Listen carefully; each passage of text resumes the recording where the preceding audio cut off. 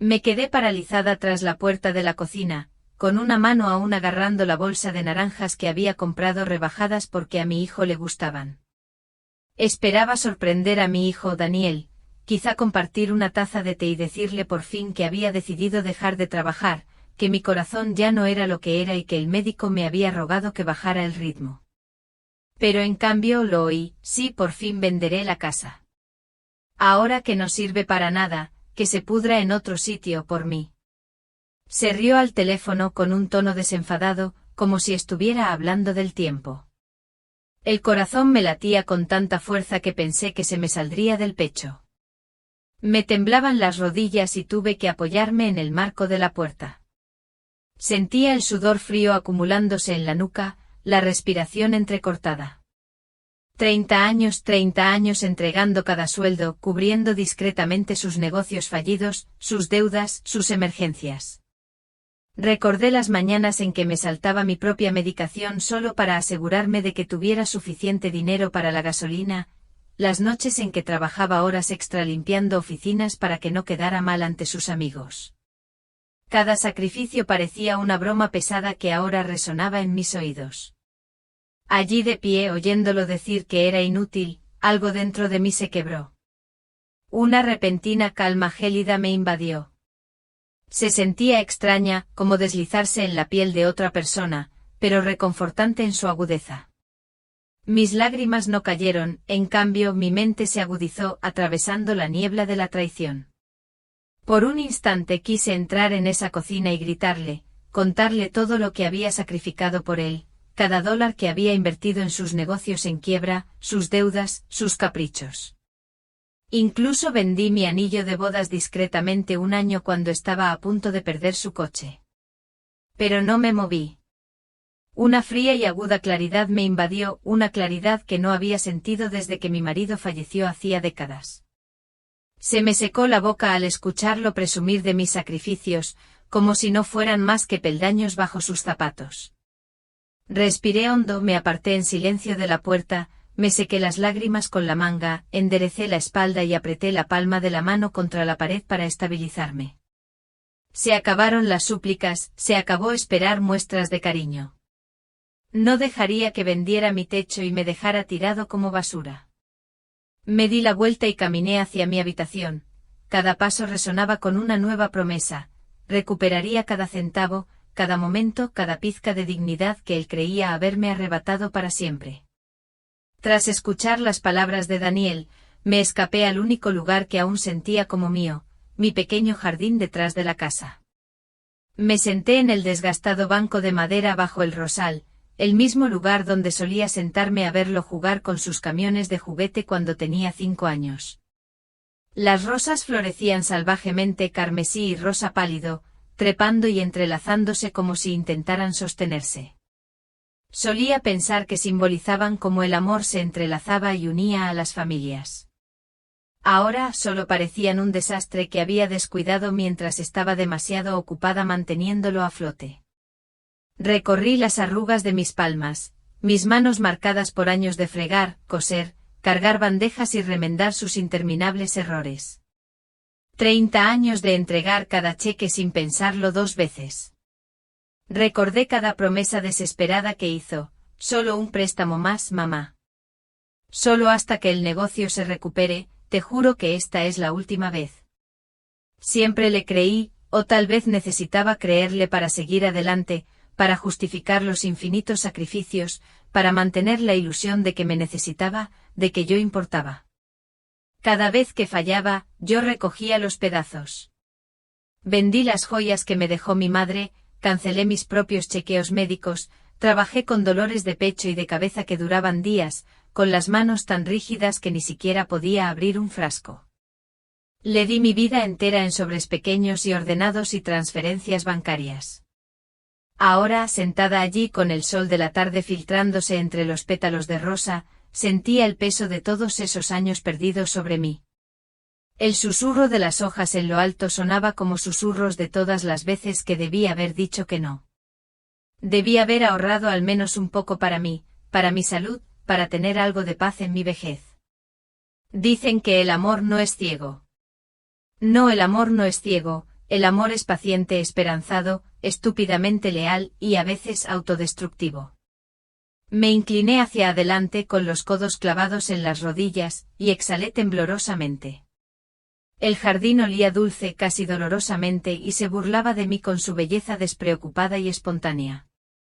En ese momento comprendí algo aterrador y liberador a la vez: estar solo es mejor que ser utilizado. Miré las rosas a mi alrededor y sentí un destello de algo nuevo, algo agudo y claro: ira, tal vez, o determinación. Daniel pensaba que era demasiado débil para actuar, demasiado atada al amor de una madre para defenderme. Contaba con mi silencio, mi miedo, mi perdón infinito, pero no me conocía tan bien como creía. Me levanté del banco lentamente, con las rodillas crujiendo en protesta. Me detuve apretando la mano contra el enrejado. Si quería verme como una inútil, le mostraría lo peligrosa que podía ser una anciana inútil. A la mañana siguiente me encontraba sentada en el porche trasero, con una taza de té aguado desportillado calentándome los dedos. El aire matutino aún traía rocío, y las viejas tablas de madera bajo mi silla crujían cada vez que me movía. Mi vecina Joan vino, como siempre los sábados. Subió las escaleras arrastrando los pies, balanceando su cesta de tomates frescos de su pequeño invernadero. «Marta, pareces haber visto un fantasma», dijo mirándome con los ojos entrecerrados. Forcé una leve sonrisa y le hice señas para que se sentara. La verdad era que había estado ensayando qué decir toda la mañana. Sentía un nudo en la garganta y el pecho me ardía de tanto contenerlo todo. Mientras Joan se acomodaba, me dio un tomate brillante y firme. Lo miré fijamente un segundo antes de apartarlo. «Necesito decirte algo», comencé. Las palabras me pesaron, como si cada una cargara décadas de dolor.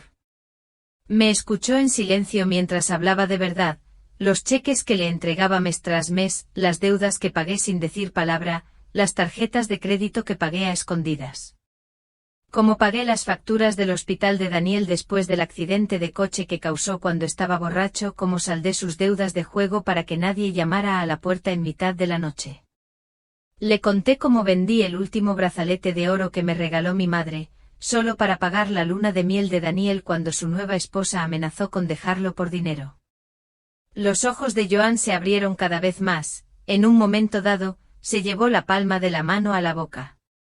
«¿Tú hiciste todo eso?», susurró. Asentí, mirando el jardín.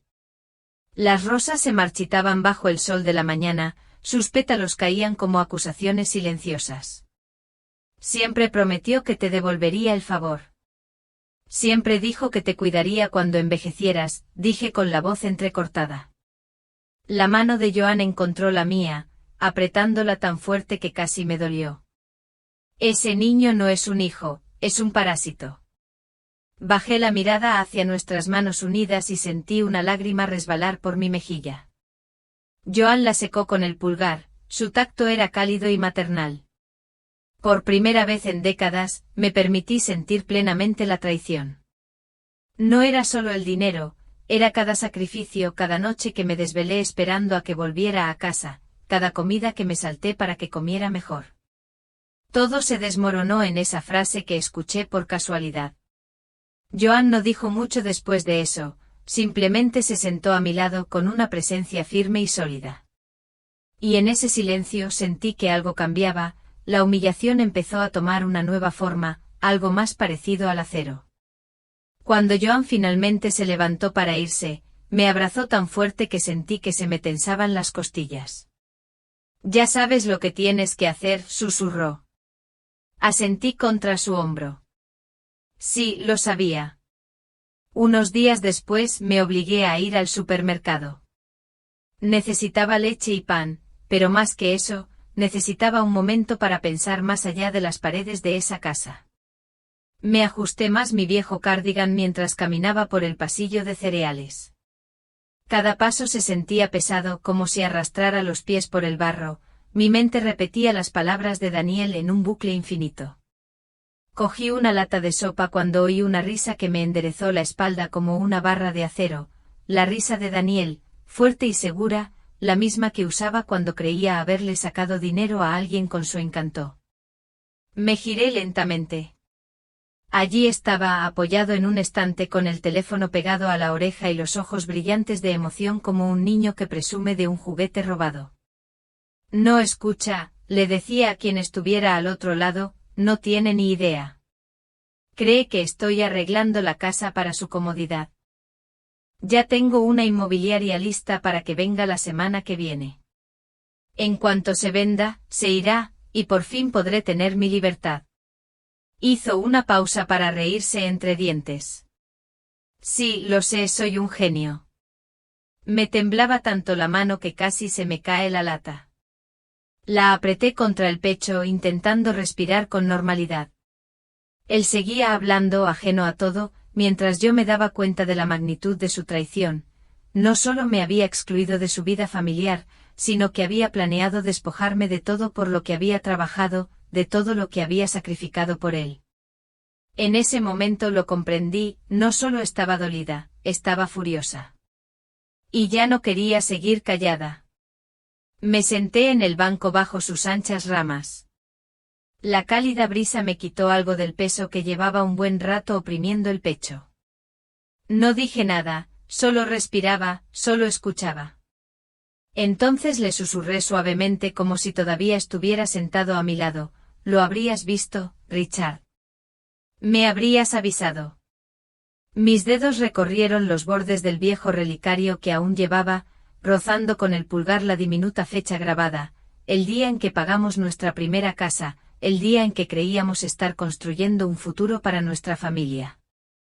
Por aquel entonces Matthew seguía siendo nuestro niño de ojos brillantes, con ganas de construir casas en los árboles, no proyectos. Me mordí el labio con fuerza para detener el temblor. No quería llorar, ya no. Las lágrimas se habían agotado hacía tiempo. A la mañana siguiente estaba esperando en la oficina de mi abogado antes de que abrieran la puerta. El señor Dalton se había encargado de mis asuntos durante años, la planificación patrimonial, la compra inicial de la casa de Matthew y Emily, incluso la documentación original que Emily insistió en que firmara cuando quería más flexibilidad para administrar las finanzas del hogar. En aquel entonces confié en ella. Confié en todos ellos. Nunca más. Me saludó con una cálida sonrisa, pero la preocupación en sus ojos lo delató. Olivia, no esperaba verte tan temprano. ¿Está todo bien? Me senté frente a él y junté las manos con cuidado sobre mi regazo. Mi voz era firme, pero sin dulzura. Necesito revertir el regalo de la casa. Parpadeó un poco desconcertado. ¿Te refieres a la propiedad que transfiriste a nombre de Matthew y Emily? Asentí. Exactamente. Quiero que se deshaga. Quiero que bloqueen mis bienes, que se revoquen todos mis poderes financieros y que se documenten todos los documentos. Dudó un instante, no porque no estuviera de acuerdo, sino porque sabía lo que significaba. Olivia, esto puede generar tensión. Ya han creado tensión, respondí. Simplemente he estado demasiado ciego para verlo. Me observó un momento y asintió. Muy bien. Procedemos. Añadí en voz aún más baja, quiero documentación completa de cualquier actividad financiera que hayan iniciado usando mis cuentas, cada retiro, cada transacción, cada autorización que Emily procesó. Un rastro de aprobación se dibujó en su rostro. Necesitaremos pruebas si esto se agrava. Esto va a empeorar, dije con calma. No finjamos lo contrario. Garabateó unas notas rápidas antes de levantar la vista. También podrías considerar contratar a un investigador privado. Arqueé una ceja. ¿Crees que es tan serio? Su voz se suavizó, pero se mantuvo firme. Emily no solo intenta manipular, se está posicionando para tener control a largo plazo. Olivia, tienes un patrimonio considerable. Si ya está manipulando cuentas, está creando un rastro documental para justificar futuras reclamaciones. Necesitamos una contraprueba. Algo innegable. La idea me revolvió el estómago, pero no de miedo, sino de disposición, de claridad. Hazlo, dije. Contrata a quien confíes. Él asintió. Nos encargaremos de lo legal. El investigador se encargará del resto. Y así, sin más, las ruedas empezaron a girar. Al salir de su oficina, me sentí más ligero, no porque el problema estuviera resuelto, ni mucho menos, sino porque por primera vez no estaba a la defensiva. No esperaba la siguiente traición, estaba avanzando. Al volver a subir al coche, me permití una pequeña sonrisa amarga. Querían silencio. Lo conseguirían, pero sería mi tipo de silencio, el que se mueve en silencio y golpea con precisión. A la mañana siguiente algo se deslizó por debajo de mi puerta. Lo vi enseguida al entrar en la cocina, un sobre blanco de esos que Emily siempre usaba para los documentos que había preparado para ayudarme. Encima del sobre había una nota adhesiva, con su letra dolorosamente familiar: fírmame cuando estés lista, mamá. Así todo será más fácil mientras estemos fuera. Me quedé paralizado. Ya se habían ido en su crucero flotando en aguas cristalinas, bebiendo cócteles, riendo, mientras que aquí en casa su juego continuaba. Con dedos cautelosos, abrí el sobre y desdoblé la pila de documentos que contenía, cuidadosamente mecanografiados y preparados profesionalmente. A primera vista parecían inofensivos: documentación actualizada, modificaciones rutinarias. Emily siempre había sido experta en disfrazar el control como conveniencia. Pero a medida que seguía leyendo, el nudo en el estómago se hacía más profundo. Enterrado en la letra pequeña, cuidadosamente oculto bajo un lenguaje genérico sobre la racionalización de la herencia y la simplificación de la autoridad, había un poder notarial completo, permanente e irrevocable. Le daría a Emily control legal total sobre mis finanzas, mis bienes, mis decisiones médicas y mi vida entera. Sentí que se me cortaba la respiración al sentir el peso en el pecho. No solo se estaban posicionando, estaban listos para recibirlo todo. Ni más tarde ni algún día, ahora. Me quedé allí aferrada a las páginas con las manos ligeramente temblorosas, no de miedo, sino de la fría comprensión de lo lejos que estaban dispuestas a llegar. Emily no quería esperar a mi fallecimiento natural, quería tener el control mientras aún estuviera viva, borrarme de forma educada y legal, sin necesidad de ensuciarse las manos. ¿Y Matthew, mi propio hijo, estaba realmente ciego o fingía no ver lo que ella hacía? En cualquier caso, la respuesta era igual de devastadora.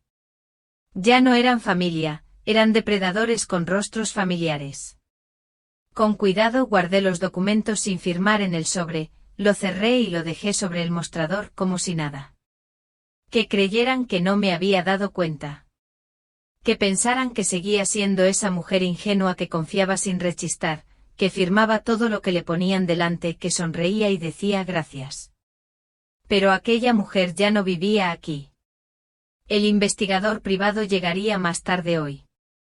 Mi abogado ya había empezado a preparar la documentación para congelar todas las autorizaciones conjuntas.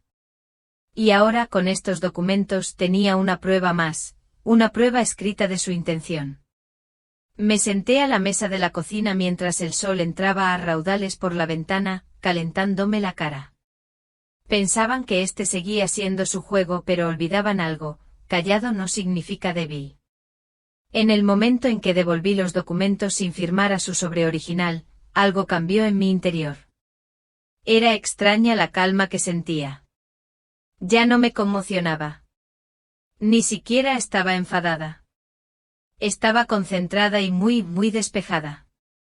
Creían que podían mudarse mientras estaban fuera, que me quedaría allí sentada, indefensa, confundida, abrumada por la jerga legal, que me sentiría honrada de ser incluida en mi propia eliminación. Pero el silencio se había convertido en mi arma. 2 días después sonó mi teléfono. Reconocí el número al instante, era mi investigador privado. Contesté al primer timbrazo. Señora Gardner, su voz era mesurada, pero pude percibir el peso de sus palabras, quizá le interese ver lo que encontré.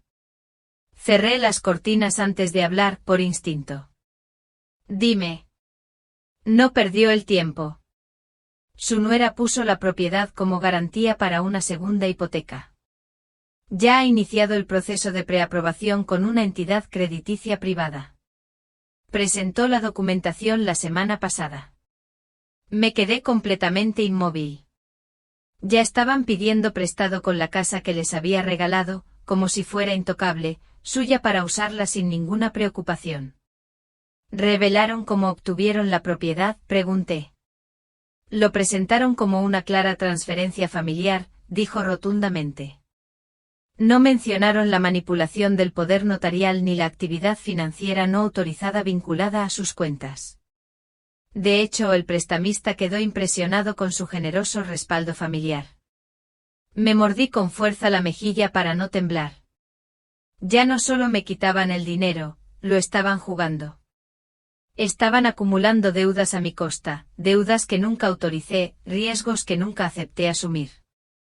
Si no hubiera empezado este proceso en ese momento, susurré, quizás un día habría llegado a casa y encontrado la casa vendida, mis ahorros agotados, mis cuentas vacías, y legalmente se habrían marchado intactas. ¿Tienen idea de que estás al tanto de esto?, pregunté. No, señora, respondió. Que ellos sepan, usted sigue tranquila en casa. Solté un suspiro lento. Bien. Que siga así. Colgamos. Me quedé un rato sentada en la penumbra de mi sala. El suave zumbido del refrigerador era el único sonido en la casa. Esto ya no era solo una traición, era un robo en curso. Y sin embargo, curiosamente no sentí pánico ni rabia, solo una fría y aguda sensación de orientación. No habían tenido cuidado porque creían que nunca los cuestionaría. Pensaban que seguía siendo la madre que haría lo que fuera por mantener la paz. No se habían dado cuenta de algo muy simple: cuando una mujer como yo finalmente dice no, ya es demasiado tarde para la otra parte. Me puse de pie y me alisé la blusa, mirando por la ventana la casa que les había comprado. En ese momento de tranquilidad, sonreí. Te jugaste mi don, Emily. Ahora yo me jugaré tu futuro. Esa noche no encendí las luces. Me senté junto a la ventana en silencio, observando cómo las farolas proyectaban largas sombras sobre la acera vacía. El mundo exterior se movía con suavidad, ajeno a la tormenta que se desataba silenciosamente dentro de esas paredes. Por primera vez en mucho tiempo, no tenía miedo. No estaba confundido. Estaba calculando. Bajo los preparativos, ella parpadeó rápidamente, sus manos temblaban ligeramente mientras hojeaba mis papeles. Claro, señora Miller.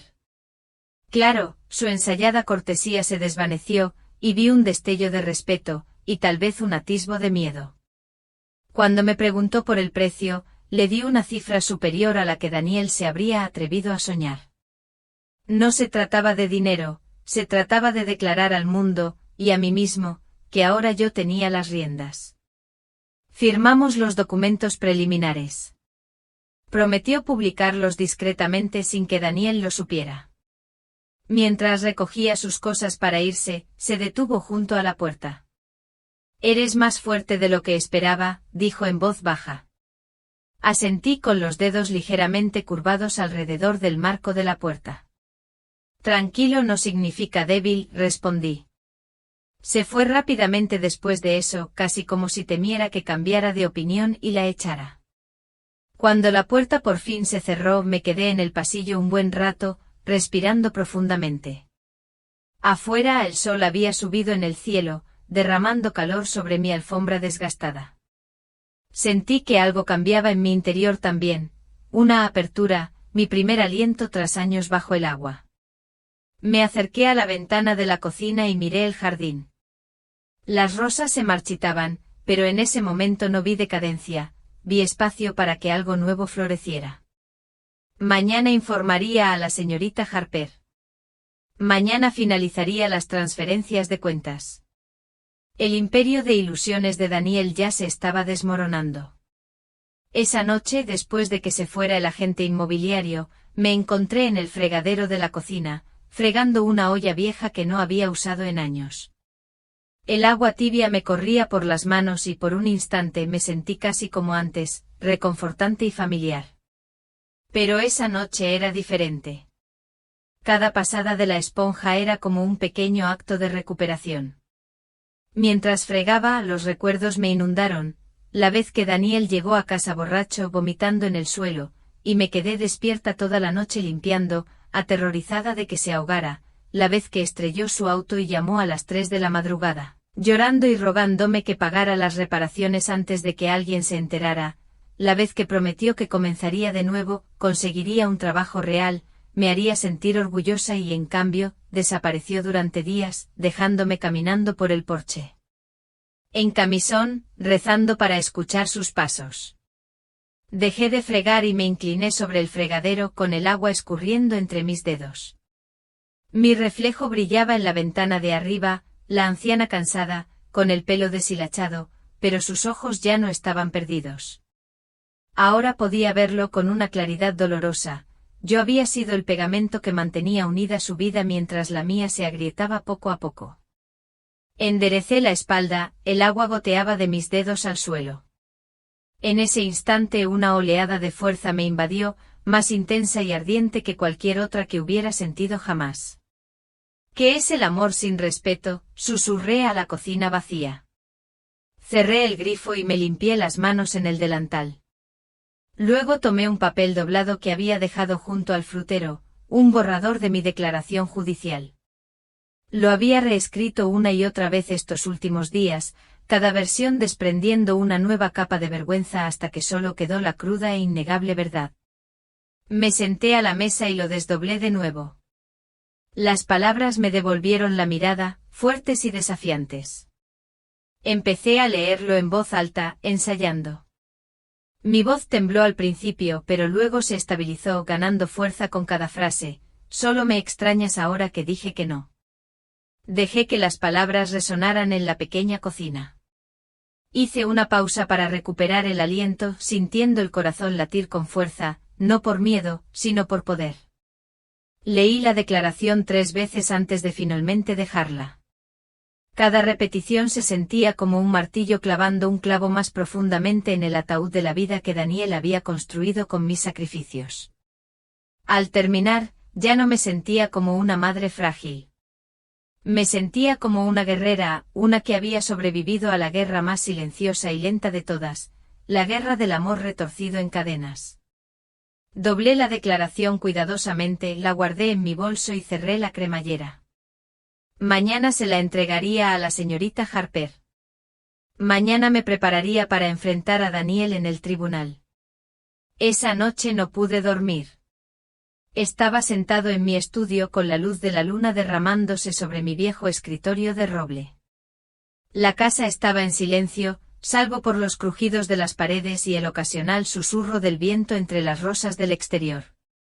Coloqué cada documento, el libro de contabilidad, los extractos bancarios, los recibos, cada pieza era como un fragmento de cristal que reflejaba años de sacrificio.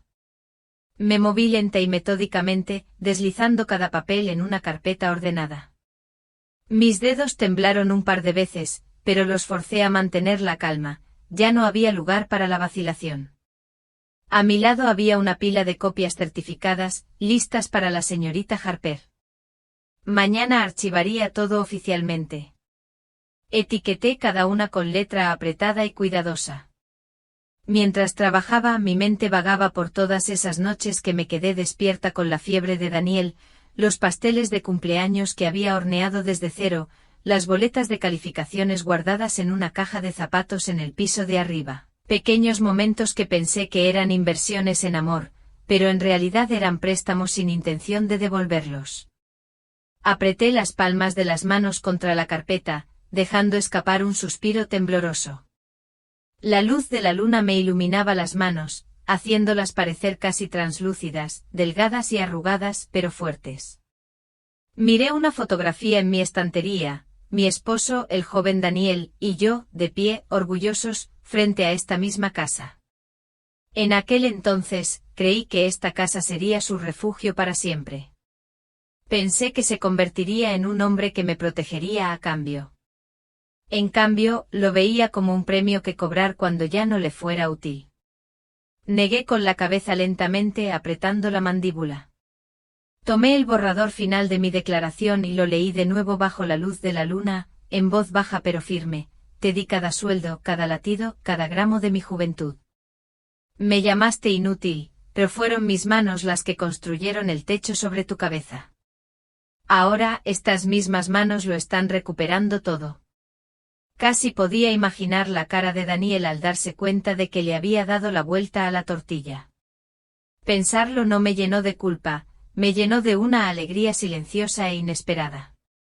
Metí los papeles en mi bolso, cerré la cremallera y fui a la caja fuerte detrás de la estantería y guardé las copias de seguridad de las pruebas más importantes, por si acaso. Al cerrar la caja fuerte sentí que se me quitaba un peso de encima.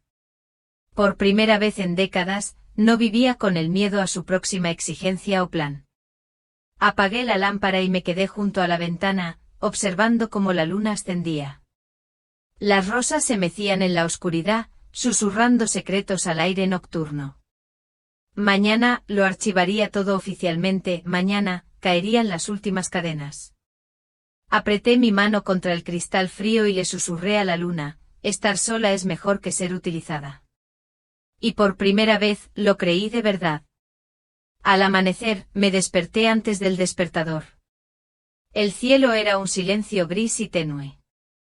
Me vestí con discreción y elegí un sencillo vestido azul marino que no me había puesto en años, el que usaba cuando me sentía orgullosa.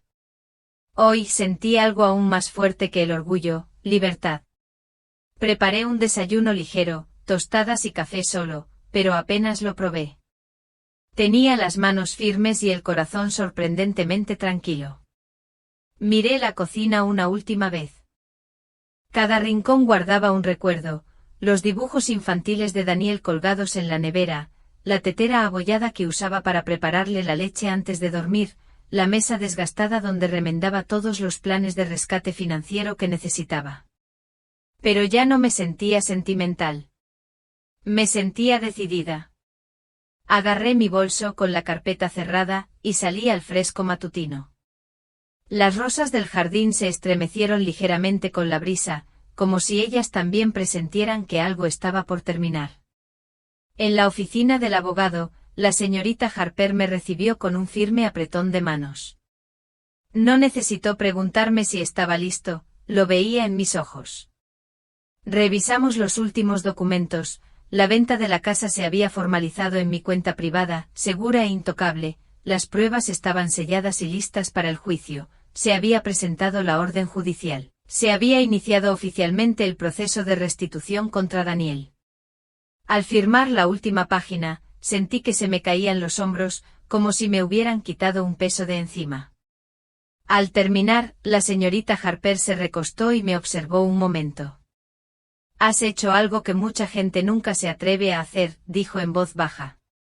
Solo asentí. Me llevó 30 años decir que no, respondí en voz baja pero firme. Tras salir de su oficina, volví a casa por última vez. Dentro me sentía como un museo de una vida a la que ya no pertenecía. Pasé de una habitación a otra, tocando viejos marcos de fotos, colchas dobladas y la silla donde me había sentado durante incontables noches sin dormir. Finalmente fui a la cocina, saqué un bloc de notas y escribí solo 6 palabras. Buena suerte manteniéndote, mamá. Lo dejé sobre la mesa, donde lo encontraría fácilmente. No necesitaba dar explicaciones, ni rogar ni justificarme. Eché un último vistazo a la casa, inhalé profundamente y salí al día que se iluminaba. Por primera vez en décadas, me sentí más ligero que el aire. Lo habían logrado. No me sentía destrozada, me sentía poderosa.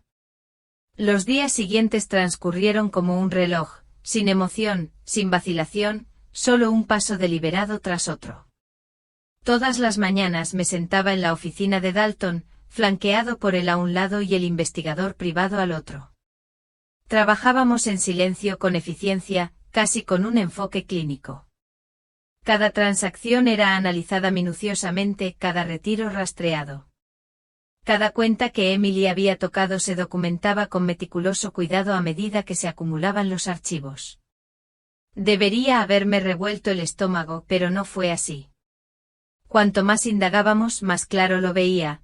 Emily no solo había vinculado su tarjeta personal a mis cuentas, había usado mi fondo de jubilación para pagar deudas de tarjetas de crédito. Había canalizado dinero a cuentas de inversión privadas vinculadas a su apellido de soltera e incluso había usado mi nombre para obtener la preaprobación de la segunda hipoteca que pretendían sacar sobre la casa que les había regalado. Todo mientras me sonreía desde la mesa y me llamaba mamá. Dalton deslizó otra declaración impresa sobre la mesa. Este patrón de engaño será muy elocuente en el tribunal, si es necesario, dijo. El investigador añadió, y el momento es perfecto, el crucero fue la tapadera perfecta mientras te colaban estos documentos finales. Quería que quedaras legalmente indefenso antes de que te dieras cuenta de lo que se preparaban para hacer. Asentí, dejando que los hechos se asentaran como un peso que ya no me correspondía. Es avaricia disfrazada de preocupación, dije en voz baja. No querían que me fuera, solo querían el control. Dalton me miró a los ojos. Y se lo habrían ganado todo, Olivia. La mayoría de la gente firma estos documentos sin leer la letra pequeña. Pero no firmé, dije con voz plana y firme. No, no lo hiciste, coincidió Dalton. Y ahora han dejado un rastro tan largo que podrían ahorcarse. Trabajamos hasta tarde esa noche. Para cuando me fui, el cielo se había vuelto a oscurecer, pero no me sentía cansado. Sentía algo más fuerte, un impulso. Al llegar a casa, recorrí la casa con una mirada distinta, las cortinas que Emily había elegido, las lámparas caras que yo había pagado, las encimeras de mármol que insistía en renovar, los armarios de cierre suave que exigía para darle un toque sofisticado. Todo era mío otra vez, cada pieza por la que se habían arriesgado, asumiendo que me quedaría callada, demasiado vieja, demasiado dócil, demasiado ansiosa por aferrarme a cualquier migaja de cariño que me ofrecieran. Olvidaron quién construyó esta casa. Pasé los dedos suavemente por la encimera de la cocina y susurré, intentaste borrarme mientras aún respiraba. Ahora te estoy borrando a ti mientras aún finges sonreír. Mañana era el día en que se presentarían los trámites, se finalizaría la reversión de la vivienda y se activaría la congelación de activos. Para cuando su crucero regresara a puerto, el mundo que creían suyo ya habría desaparecido, y no lo sabrían hasta que intentaran regresar. Esa noche presenté los documentos, la reversión de la casa, la protección de los bienes, la revocación total del acceso financiero de Emily. Se había cerrado cada resquicio legal que habían creado, se les había quitado cada centímetro de terreno que creían suyo, todo sin confrontación. Dalton permaneció en silencio al otro extremo de la mesa de conferencias. La notaria ajustó su bolígrafo esperando. Solo faltaba mi firma. Por un instante mi mano se posó sobre la página, no por la duda, que ya había desaparecido, sino por la absoluta gravedad de lo que significaba este momento. No se trataba solo de papeleo legal, eran años de sacrificio, devoción, amor ciego y sufrimiento silencioso reescritos con tinta negra y gruesa. El notario levantó la vista, silencioso pero expectante. Mi mano no tembló cuando finalmente apreté el bolígrafo contra el papel y firmé, una página, luego otra, y otra. Con cada firma, me sentía más ligero. Cuando se firmó el último documento, Dalton recogió las páginas cuidadosamente, con expresión firme pero una voz tranquila y satisfecha. Hecho, Olivia. Revocación total. La casa vuelve a ser tuya. Todas las autorizaciones financieras que tenían han sido anuladas. Ya no pueden tocar nada, ni tus cuentas ni tus propiedades, ni siquiera tus servicios públicos. Asentí una vez con voz tranquila. ¿Y si intentan impugnarlo? La mirada de Dalton se agudizó. Tenemos todas las pruebas necesarias, el informe completo del investigador, las transacciones no autorizadas, el poder notarial coercitivo que te introdujeron por debajo de la puerta mientras estaban fuera de la ciudad. Si lo impugnan, se exponen. Solté un suspiro lento. El miedo se había ido, la espera había terminado. Por primera vez en años, mi futuro volvía a ser completamente mío. A la mañana siguiente, mientras una brisa fresca susurraba entre los árboles, me detuve en las escaleras del juzgado. Su crucero atracaba en 4 días antes de que regresaran al mundo que controlaban. No tenían ni idea de que las cerraduras habían cambiado. No tenían ni idea de que la casa que tanto ansiaban apalancar ya estaba vendida, discreta, legal e irrevocablemente, mientras ellos flotaban en un barco creyendo haber ganado. La venta se había cerrado apenas unas horas antes de que firmara la reversión. Un comprador sin problemas, una oferta en efectivo, un cierre acelerado. El dinero ya estaba seguro en una cuenta nueva, una que no podían tocar, una que ni siquiera sabían que existía. Sonreí mientras el viento me alzaba el pelo. Pensaron que mi silencio significaba rendición. Pero el silencio puede ser poderoso. El día que regresaron, ya estaba allí. Aparqué a una manzana de distancia y me quedé en silencio al otro lado de la calle mientras su coche se detenía. Salieron bronceados y relajados, completamente inconscientes. Emily le gritó órdenes a Matthew mientras él sacaba el equipaje del maletero, ya hablando de programar la finalización de la segunda hipoteca. Matthew apenas respondió, revisando su teléfono. Entonces se quedaron paralizados. 2 coches desconocidos estaban aparcados en la entrada, furgonetas de mudanzas. Una joven pareja estaba de pie cerca de la puerta principal, charlando animadamente con el agente inmobiliario. Crucé la calle lentamente con paso mesurado, sin prisa. Matthew fue el primero en verme. «¿Mamá?» Su voz oscilaba entre la confusión y el miedo. Emily entrecerró los ojos. «¿Qué pasa? ¿Quiénes son estas personas?» La joven pareja sonrió cortésmente y entró con el agente inmobiliario. La puerta principal se cerró tras ellos, su puerta ahora. Finalmente hablé con voz tranquila, ya no tendrás que preocuparte por gestionar nada para mí. La cara de Emily se sonrojó al instante. ¿Qué demonios significa eso? La voz de Matthew se alzó. Mamá, ¿qué pasa? ¿Por qué hay gente en casa?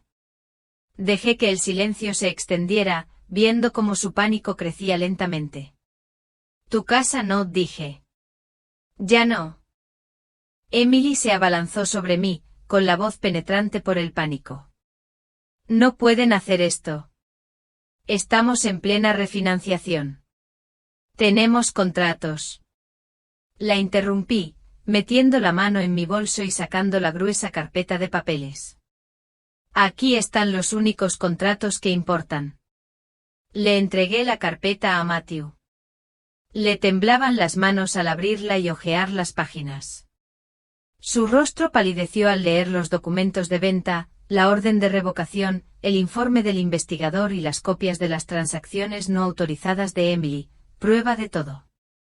Emily le arrebató los papeles, hojeándolos frenéticamente, buscando lagunas legales. Nada de esto se sostendrá, espetó. No pretendíamos que te atraparan. Solo queríamos ayudar. Mantuve la voz firme. ¿Ayudarme a pagar tus deudas a mis espaldas?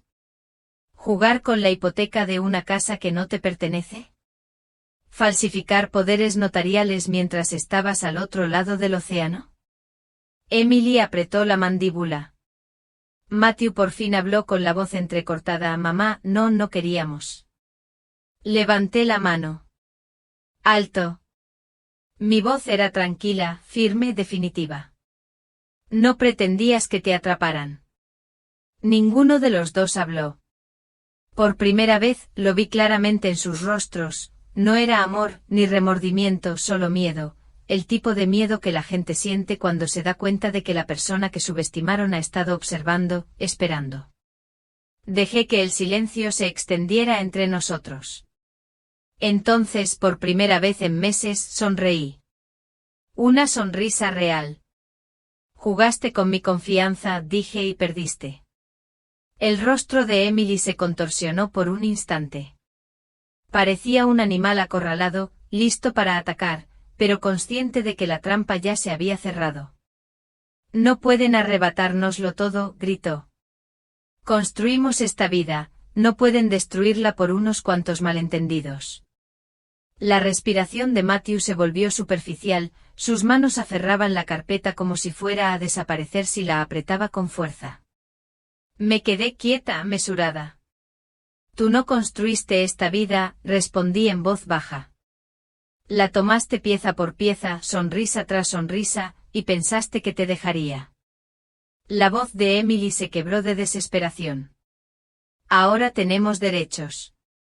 Somos familia. No pueden aislarnos así como así.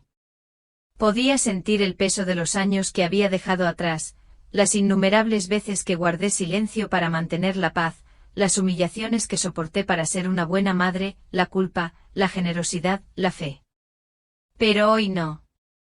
Rebusqué en mi bolso y saqué la segunda carpeta, más fina que la primera, pero algo más pesada. La sostuve entre nosotras. Si quieres emprender acciones legales, dije con calma, esto es lo que te espera. Se la entregué.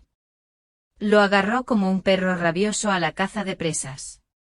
Dentro estaba el paquete completo de pruebas preparado por el investigador y Dalton, copias de cada retiro no autorizado, cada transferencia, cada declaración fraudulenta que Emily había hecho a mi nombre, cada documento que había deslizado por debajo de mi puerta mientras me sonreía, fraude, abuso financiero a personas mayores, coacción, falsificación. Emily hojeó las páginas más rápido, respirando con más fuerza, y el color desapareció de sus mejillas mientras la realidad comenzaba a cernirse sobre ella. Hablé más bajo esta vez, pero con más fuerza. Si intentas llevarme a juicio, Emily, este expediente se convierte en registro público. Cada transacción, cada documento falsificado, cada intento de robarle a tu propia suegra. Dejé que las palabras se hundieran como un ancla. Matthew susurró casi inaudiblemente, Emily, ¿qué hiciste? Ella giró la cabeza hacia él con la voz quebrada. Ni se te ocurra echarme la culpa, Matthew. No te importó cuando entraba el dinero. Pero Matthew se quedó allí, con los ojos abiertos y los hombros hundidos bajo el peso de todo lo que se desmoronaba ante él. Los observé a ambos con atención. El matrimonio que una vez pareció tan unido en su silenciosa crueldad se estaba resquebrajando rápidamente. Respiré hondo y pronuncié mis últimas palabras, yo era tu madre, Matthew. Me convertiste en tu objetivo. Le temblaba el labio y agachaba la cabeza. Por un instante vi al niño que solía ser, el niño que una vez me pidió que arreglara su camión de juguete, el que una vez corrió hacia mí con las rodillas raspadas. Pero ese niño ya no estaba, y yo ya no lo lamentaba. Esto no es venganza, continué con la voz más suave. Es protección. Por primera vez en años, por fin me estoy protegiendo. Emily tiró la carpeta al suelo, mirándome fijamente. Crees que has ganado, pero acabarás sola. Volví a sonreír, tranquila y firme. Estar sola, dije en voz baja, es mejor que ser utilizada. Entonces me di la vuelta y me alejé. No miré atrás ni una sola vez. Conduje a casa despacio. El motor zumbaba suavemente bajo mis pies mientras serpenteaba por calles tranquilas, sintiendo cada respiración calmarse. El sol ya se había ocultado cuando llegué a mi modesto edificio de apartamentos, no era grandioso ni ostentoso, pero sí mío. Totalmente mío. Cuando cerré la puerta tras de mí imaginé la escena aún desarrollándose en esa casa, mi casa, ahora la casa de otra persona, los de la mudanza, la nueva pareja felizmente instalándose en el lugar que Matthew y Emily alguna vez creyeron que era intocable, parados afuera en ese camino de entrada, rodeados por los restos de sus planes, sus ilusiones destrozadas. Mi teléfono vibró una vez sobre el mostrador, un mensaje de Matthew, mamá, por favor, ¿podemos hablar? Esto no es lo que quería. Por favor. Me quedé mirando las palabras, frías y vacías. Ni siquiera me había llamado mamá en persona en meses, pero ahora, despojada de todo, de repente recordaba quién era yo para él. No respondí. A los pocos minutos recibí un segundo mensaje, lo siento. Emily se dejó llevar. Me presionó. Ya sabes cómo es. Nunca quise hacerte daño. Casi podía oír su voz en esas palabras, desesperada, luchando por reescribir la historia ahora que ya no quedaba nada que robar. Mi pulgar se cernía sobre la pantalla, pero no respondí nada. Por fin había aprendido, solo me extrañas ahora que dije que no. Puse el teléfono boca abajo sobre la mesa y caminé hacia la ventana. La brisa de la tarde traía el leve sonido de niños jugando en la calle, risas sencillas y sinceras. Detrás de mí el apartamento estaba tranquilo, seguro, vacío en el mejor sentido de la palabra, sin manipulación, sin agendas, solo paz. Pensaban que no podía vivir sin ellos, pero la verdad era que llevaba años asfixiándome. Cada sacrificio que hice por Matthew, cada dólar, cada hora de mi vida invertida en esa casa, ese matrimonio, esa familia, se había convertido en un arma usada en mi contra. Y sin embargo aquí de pie, despojada de todo a lo que una vez me aferré, nunca me había sentido más ligera. Que se enfurecieran, que se pelearan, que culparan. No me quedaba nada que darles, y eso me convertía en la mujer más libre del mundo. Susurré en la habitación vacía, como una oración silenciosa solo para mí, tranquilo no significa débil. Y finalmente lo creí.